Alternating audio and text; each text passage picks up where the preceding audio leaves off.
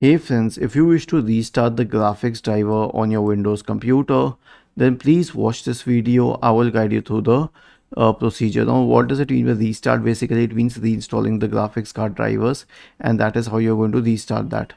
So, search for Device Manager in the Windows search bar and open the Device Manager window.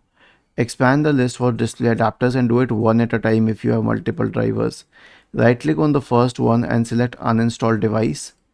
Click on scan action and select scan for hardware changes.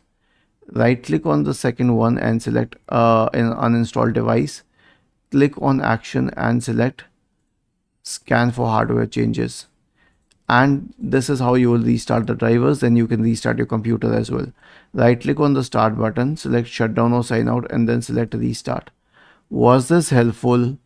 If yes, then please subscribe to the channel, and if not, then let us know in the comment section of the video on how we could help you further.